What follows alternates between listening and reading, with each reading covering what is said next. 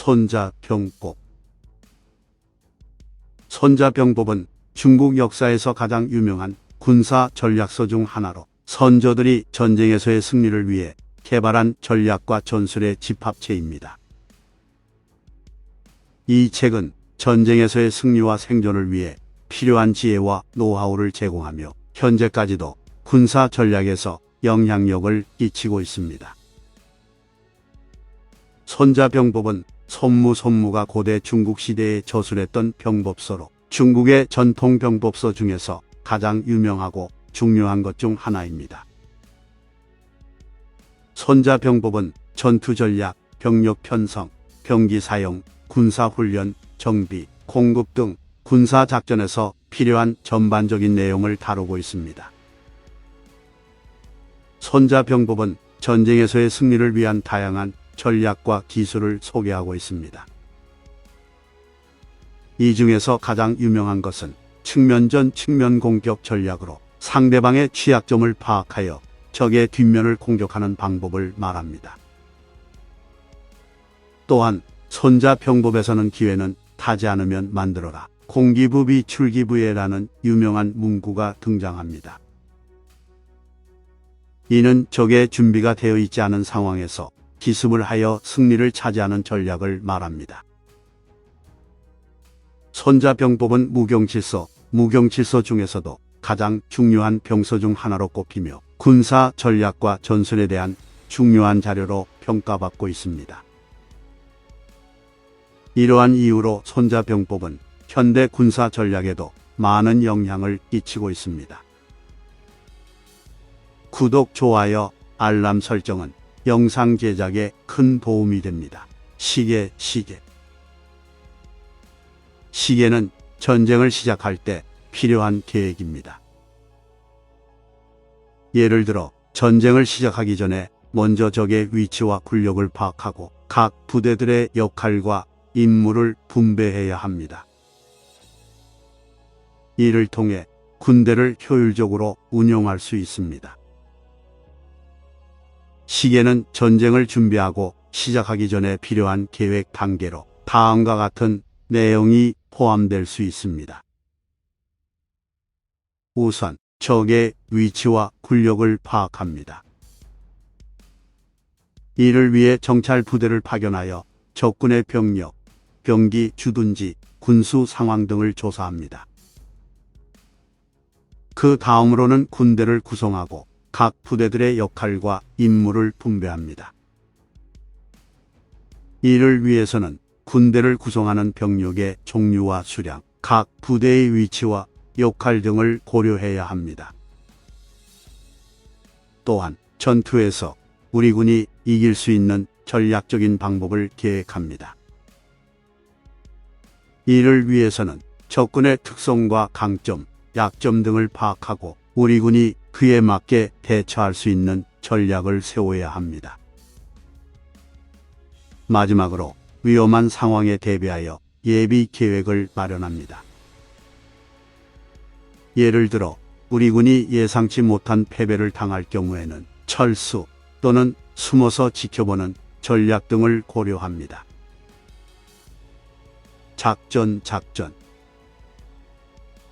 작전은 전투에서 승리하기 위한 계획입니다. 예를 들어 적의 강점과 약점을 파악하고 적의 약점을 공격하며 동시에 자신의 강점을 이용하여 적을 공격해야 합니다. 이를 통해 전투에서 승리할 수 있습니다.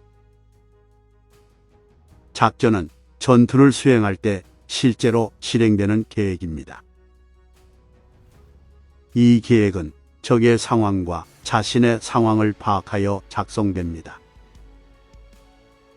작전은 적의 강점과 약점을 파악하여 적의 약점을 공격하고 동시에 자신의 강점을 이용하여 적을 공격하는 것을 목표로 합니다. 작전을 세울 때는 자원의 효율성, 효과적인 행동 계획, 적과의 상호작용, 전술적 선택 등을 고려해야 합니다. 예를 들어 만약 적이 강한 방어력을 가지고 있다면 직접적인 공격보다는 적의 취약점을 파악하여 적의 방어선을 뚫는 방법을 찾아야 합니다.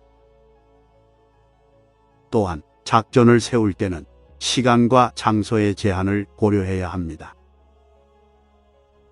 예를 들어 만약 지형이 좋지 않은 곳에서 전투가 발생한다면 그 지형을 이용하여 자신의 방어력을 높이거나 적의 움직임을 방해하는 것이 좋습니다. 이러한 작전을 잘 수행하기 위해서는 군대 내에서 효과적인 소통과 의사결정이 필요합니다. 또한 작전을 수행하는 데에는 선제적인 공격과 대응 방식, 군대의 이동과 행동 계획, 군대 간의 협조 등 다양한 요소들이 필요합니다. 모공. 모공은 적의 약점을 공격하는 전략입니다. 예를 들어 적의 병력이 약해지면 그들을 포위하거나 도망칠 수 있는 상황을 만들어내는 것입니다. 이를 통해 적을 약화시키고 전투에서 승리할 수 있습니다. 모공은 적의 약점을 파악하여 그 약점을 이용하여 적을 공격하는 전략입니다. 예를 들어 적군의 특정 부대가 취약한 상태라면 그 부대를 공격하는 것이 좋습니다. 이를 위해 적군의 병력 배치와 병사들의 역할, 임무, 그리고 전투 능력 등을 파악해야 합니다. 모공의 전략 중 하나는 포위 전략입니다. 이는 적군을 포위하여 도망칠 수 없는 상황에 놓이게 만드는 것입니다. 이를 위해서는 적군의 도망할 수 있는 길을 차단하고 자신의 군대를 적군 주변에 배치하여 그들을 감싸야 합니다. 이를 통해 적군의 병력을 약화시키고 전투에서 승리할 수 있습니다. 또한 모공은 위장 작전을 이용하여 적의 방어 체계를 뚫는 것도 포함됩니다. 예를 들어 자신의 군대를 적의 시야에서 숨기고 작은 부대를 적의 앞으로 보내서 적의 방어를 유인하고 이를 기회로 큰 군대를 이용하여 적의 뒷면을 공격하는 것입니다. 이를 통해 적을 혼란시키고 뒷걸음질 치게 만들어 전투에서 승리할 수 있습니다.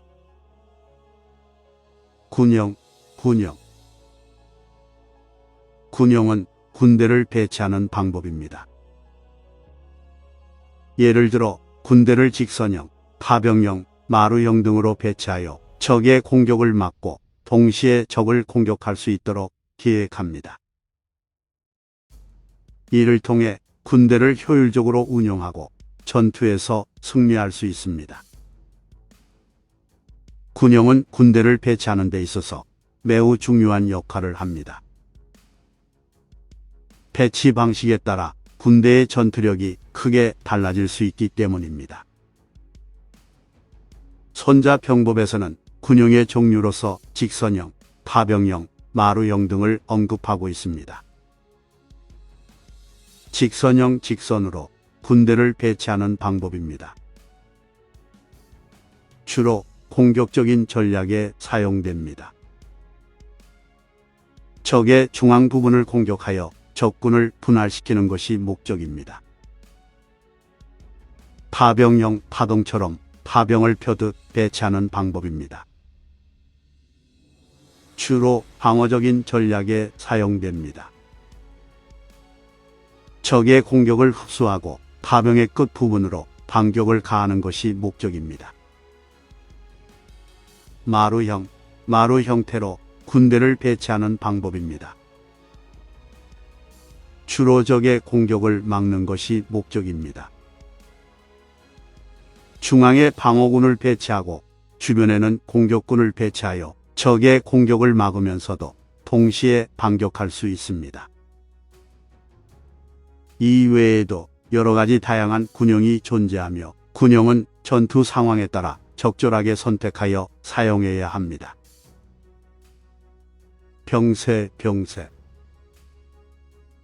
병세는 전투에서의 각본과 같은 역할을 합니다. 예를 들어 적과 자신의 강점과 약점을 파악하고 적의 약점을 공격하는 등의 전략을 수립합니다. 이를 통해 전투에서 승리할 수 있습니다. 병세는 전투에서 적과 자신의 상황과 강점, 약점을 파악하고 전투 상황에 따라 최적의 전략을 결정하는 것입니다. 예를 들어 적의 병력이 많고 강력하면 방어적인 전략을 선택하여 적의 공격을 버티고 본격적인 공격 기회를 기다릴 수 있습니다. 또는 적의 병력이 약해지면 적극적으로 공격하여 적을 격파할 수 있습니다.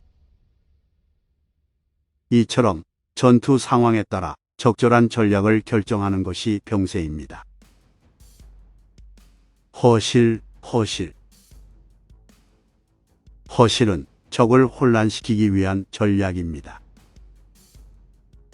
예를 들어 적에게 나의 행동이 예측되는 것을 방지하기 위해 허위 정보를 유포하거나 군대를 분산시켜 적의 추적을 어렵게 만듭니다. 이를 통해 적의 혼란을 일으켜 전투에서 승리할 수 있습니다. 허실은 전투에서 적의 기밀 정보를 알아내는 것이 중요한 전략입니다. 예를 들어 적이 어떤 공격을 할지 예상하고 그에 대한 대비책을 세우는 것이 매우 중요합니다. 하지만 적도 이를 예측하고 대비책을 마련할 수 있습니다. 따라서 허실 전략은 적을 혼란시키는 역할을 합니다. 허실은 주로 두 가지 방법으로 실행됩니다. 첫째는 허위 정보를 유포하는 것입니다. 예를 들어 적이 공격을 할 위치를 정확히 파악하지 못하도록 군대가 다른 장소에서 행동하고 있다는 정보를 유포할 수 있습니다. 이를 통해 적은 공격을 할 때 예상과 다른 결과를 만나며 혼란을 겪을 수 있습니다. 둘째는 군대를 분산시켜 적의 추적을 어렵게 만드는 것입니다. 예를 들어 작은 군대를 여러 지역에 배치하여 적이 어떤 공격을 할지 예측하기 어렵게 만들 수 있습니다. 이를 통해 적은 군대의 움직임을 파악하기 어렵고 혼란을 겪을 수 있습니다. 허실 전략은 적의 예측을 방지하고 혼란을 일으키며 전투에서 승리할 수 있는 중요한 전략 중 하나입니다. 따라서 허실 전략은 꼭 고려해야 하는 전략 중 하나입니다. 군쟁. 군사적인 경쟁에 대한 내용을 다룹니다. 상대방이 자신을 공격하면 방어하고 상대방이 방어하면 공격하는 것이 좋다는 내용이 담겨 있습니다. 또한 적을 위협하면서 동시에 자신의 안전을 보장하는 방법에 대해서도 언급합니다. 군쟁은 전투에서의 경쟁에 대한 전략입니다.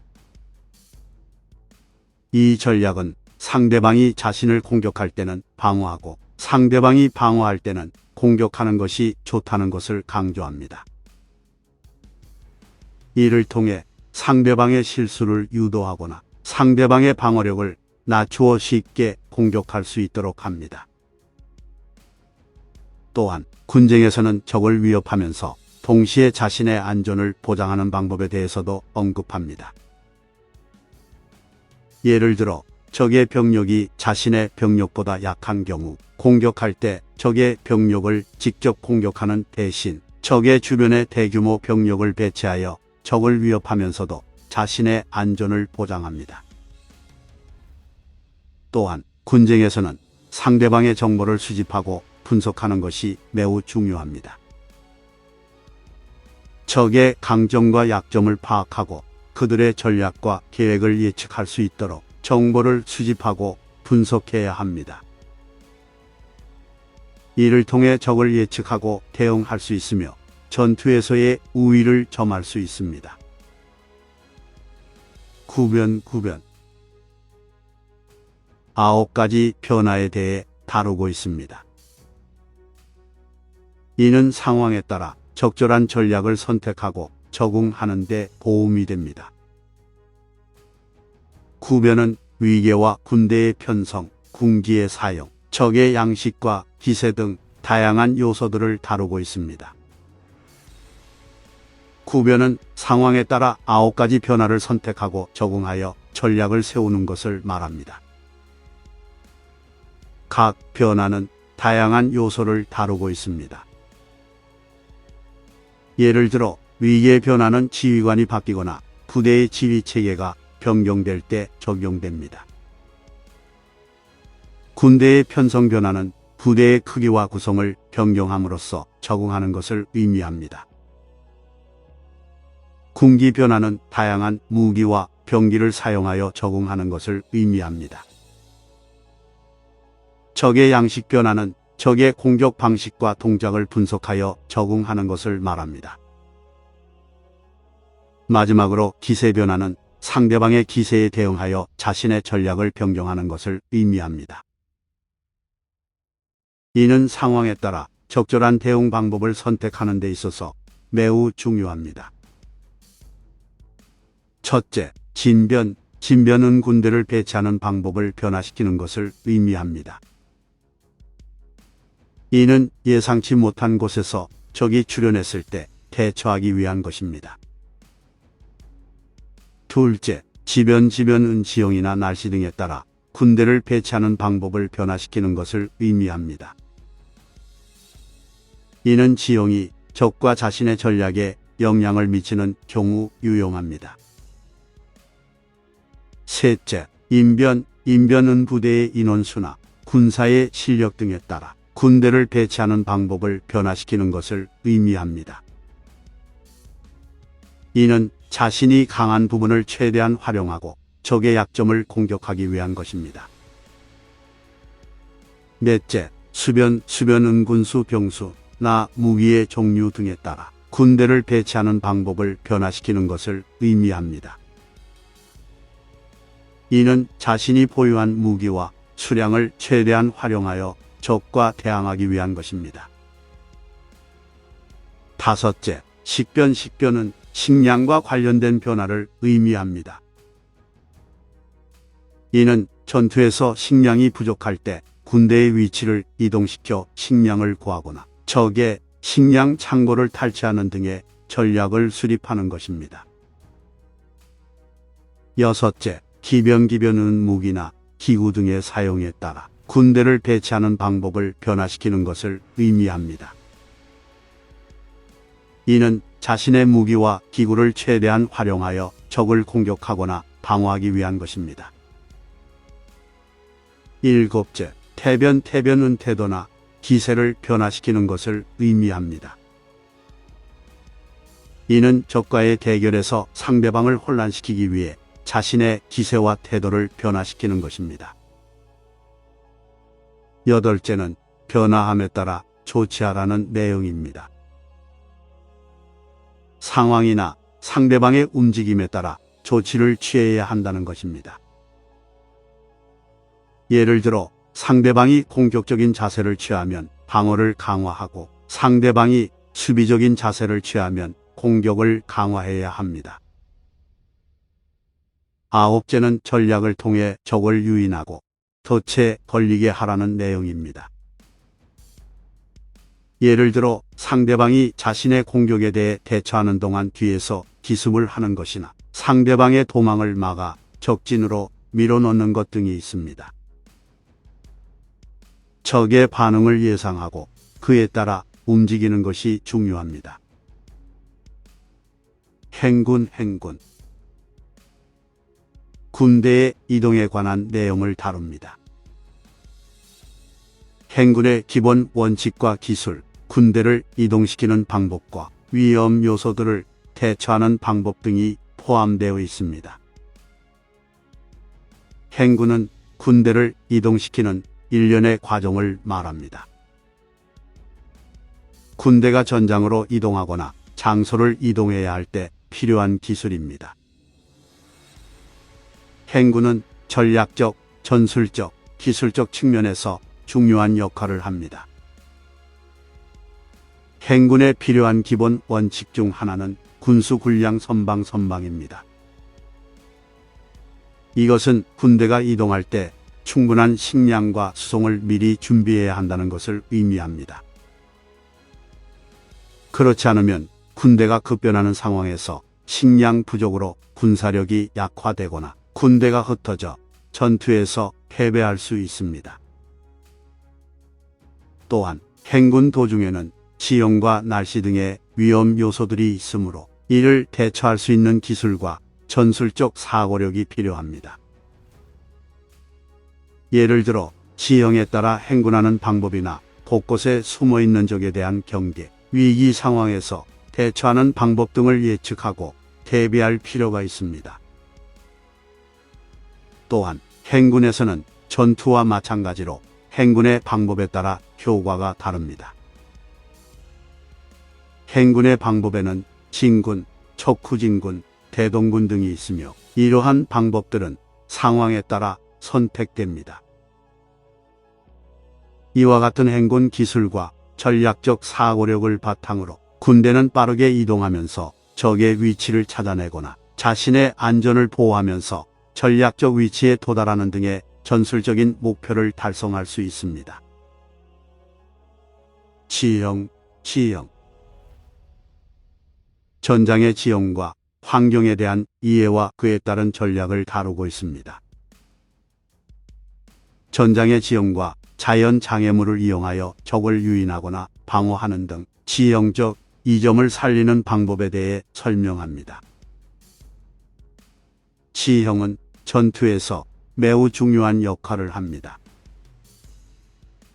전투에서 지형은 적군과 아군 모두에게 영향을 미치며 이를 잘 활용하는 것이 승리의 열쇠입니다.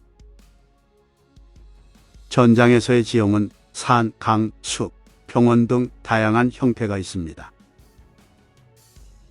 전투에서 지형을 활용하는 전략으로는 적을 유인하거나 방어하는 등이 있습니다. 예를 들어 산이나 강을 이용하여 적의 이동을 방해하고 자신의 수비 위치를 선점함으로써 적의 공격을 늦추는 전략이 있습니다. 또한 적의 후진을 차단하거나 적의 행동을 예측할 수 있도록 지형을 이용하기도 합니다. 전장의 지형을 파악하고 이를 활용하는 것은 전투에서 승리하기 위해 반드시 필요한 요소입니다. 지형에 대한 정확한 정보와 적극적인 활용은 전장에서 상대방에 비해 유리한 위치를 확보할 수 있고 전술적 우위를 점하는 데 큰 도움이 됩니다. 굳이 9가지 지형에 대한 설명입니다. 이는 전략 수립과 전술 결정 시에 적극적으로 고려되어야 합니다. 구지는 평지, 고지, 낮은 땅, 구비진 길, 교차로, 산중, 유역, 좁은 길, 바다 등의 지형을 다루고 있습니다. 평지 전장에서 가장 일반적인 지형으로 별다른 장점은 없습니다. 그러나 이 지형에서는 군사의 푸드호크 보행과 기본적인 전술을 훈련하는 것이 중요합니다. 고지 높은 지형에서는 적군의 움직임을 더 잘 볼 수 있으며 자신의 군사들을 보호하기에 유리합니다. 고지에서는 적을 포위하거나 적의 공격을 받지 않는 방식으로 공격할 수 있습니다. 상대방보다 높은 지형으로 공격적인 위치에 있으면 이 점을 가집니다. 또한 적의 시야를 제한하여 적의 움직임을 방해하고 더욱 안전한 방어를 할 수 있습니다. 낮은 지형은 자신의 군사들을 보호하기 어렵지만 적의 움직임을 잘 볼 수 있습니다. 낮은 땅에서는 적을 막기 위해 방어적인 전략을 사용할 수 있습니다. 지형이 낮아 적군에게 노출되기 쉬우므로 방어적인 위치로 사용됩니다. 그러나 적군에게 공격당할 경우 방어가 어렵습니다. 구비진 길, 곡지 길이 굽어지는 지형에서는 적의 위치를 정확히 파악하기 어렵습니다. 따라서 구비진 길에서는 적을 유인하거나 막기 위해 다양한 전술을 사용할 수 있습니다. 길이 구비종이며 통제가 어려운 지형으로 함정이나 암살 등의 기회를 제공합니다. 교차로, 교통교차로는 적군이 이동하는 경로 중요 지점입니다. 이 지형에서는 적을 막기 위한 장애물을 만들거나 적의 진군을 방해하는 등의 전략을 사용할 수 있습니다. 두 가지 이상의 길이 교차하는 지형으로 이 지형을 선점하면 적군의 이동을 통제할 수 있습니다. 산중 지형에서는 이동이 어렵고 적의 위치를 파악하기 어렵습니다.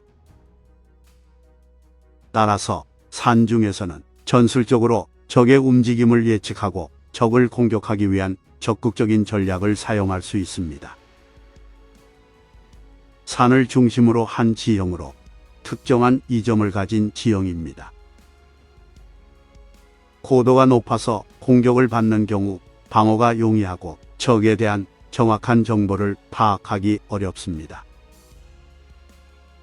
유역은 깊고 좁은 계곡으로 군사들을 보호하기 좋은 지형입니다. 이 지형에서는 적을 유인하거나 방어적인 전략을 사용할 수 있습니다. 좁은 골짜기나 계곡으로 지형적으로 가시성이 낮아 적의 이동을 방해할 수 있습니다. 그러나 수급이나 보급에 어려움이 있을 수 있습니다. 좁은 길 협로 좁은 길로 이루어진 지형으로 이 지형을 통제하면 적군의 이동을 통제할 수 있습니다. 그러나 동시에 통제가 힘든 경우도 있습니다. 바다해 군사적으로 이용되는 지형으로는 제한적이지만 군함을 이용하여 적의 수송선을 공격하거나 상대방을 도와 수송선을 지키는 등의 전략이 가능합니다. 화공. 불을 이용하여 적을 공격하는 방법을 다루고 있습니다. 대표적으로 화살, 화포, 화기 등을 이용하는 것이며 대규모 전투에서도 적을 약화시키거나 혼란시키는 데 효과적입니다. 화공은 불을 이용한 전략으로 적에게 불을 지르거나 화기를 사용하여 공격하는 방법입니다. 이를 이용하면 적의 약점을 찾아내어 불을 지르거나 화기를 쏘아서 적을 공격하여 적의 방어를 약화시키고 혼란시키며 전술적 이점을 얻을 수 있습니다. 화공은 화살, 화포, 화기 등 다양한 방법으로 구성될 수 있습니다. 예를 들어 화살은 일정한 거리에서 적을 공격할 수 있으며 화토는 적을 둘러싸서 불을 피할 수 없게 만듭니다. 또한 화기를 이용하면 대규모 전투에서 적을 혼란시키고 약화시킬 수 있습니다. 화공은 적의 방어와 대응에 따라 효과가 달라질 수 있습니다. 따라서 적의 방어 체계와 화공을 사용할 지형, 날씨 등을 고려하여 전략을 수립해야 합니다. 또한 화공은 불을 이용하기 때문에 적극적인 안전 조치가 필요합니다. 용간.